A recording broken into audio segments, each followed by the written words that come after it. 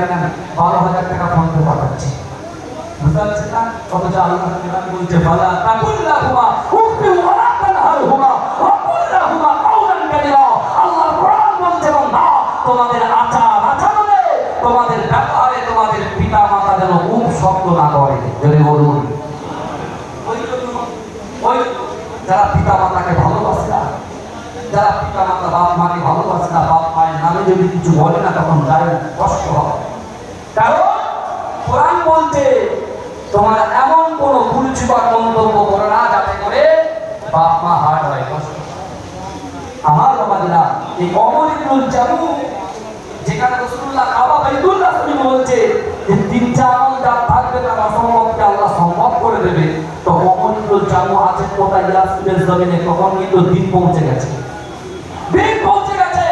আল্লাহ জিবরাইলকে বলতে, জিবরাইল যাও আমার হাবিবুল্লাহকে বলো মক্কা থেকে ইয়াসরিবের জমিনে হিজরত করতে। এই বুঝতে পারছেন না? আল্লাহ রাসূল জিবরাইলকে বলতে, জিবরাইল কি ব্যাপার?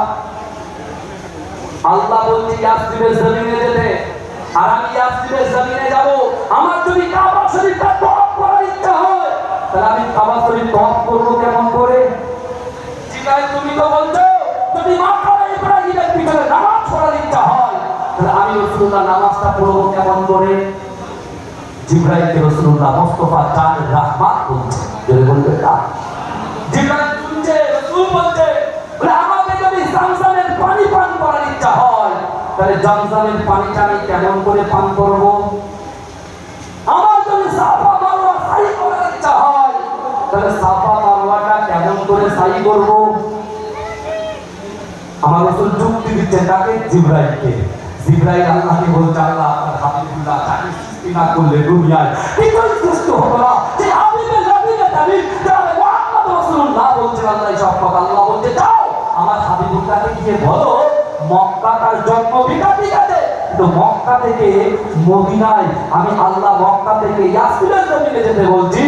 শোনো ওই যাওয়াটা পুরোপুরি যাওয়া নয় আমার হাবিবুল্লাহর জন্য, ওই যাওয়াটা হচ্ছে টেম্পোরারি যাওয়া। ধরে বলেন কারণ আমি ইয়াসরিবের জমিনে 10 বছর রেখে আবার আমি মক্কাটাকে বিজয় করে দেবো। ধরে বলুন আমার হাবিবুল্লাহকে আমি জয় দেবো। ধরে বলবেন না সুবহানাল্লাহ। আল্লাহ জিবরাইলকে বলছে ও জিবরাইল তুমি যাও আমার হাবিবুল্লাহর শান মান ইজ্জতকে আমি আল্লাহ তাআলা করেছি, আমার রাসূলুল্লাহর কদমবালাকে শান মান ইজ্জতকে আমি আল্লাহ তাআলা করেছি। ও জিবরাইল তুমি যাও আমার হাবিবকে বার্তা দাও আমার হাবিবুল্লাহ মক্কা থেকে তার কদমটা তার পা মোবারকটা যখন ইয়াসরিবের জমিনে পড়বে, ইয়াসরিবের জমিনে পড়ার সাথে সাথে আমি আল্লাহ পাক ইয়াসরিবের নামটাকে চেঞ্জ করে মদিনা শরীফ বানিয়ে দেব। এজন্য বলবেন না সুবহানাল্লাহ। সেই বিশ্বনবী মদিনায় যাচ্ছে, অলরেডি অমনিত জামু কালেমা পড়ে মুসলমান হয়ে গেছে। সে ঘোড়া হাঁটতে পারে না, চলতে পারে না, তার বয়স কি? রাসূলুল্লাহ বলেছেন আর রাসূল জবান দিয়ে যে কথা বলে আসমানের উপরের কথাটাকে আমার আল্লাহ কবুল করে নেয়। যদি বলুন আমার রাসূল যে কথা বলে আসমানের উপরে ওই কথাটা আমার আল্লাহ কি করে? কবুল করে নেয়। যদি বলুন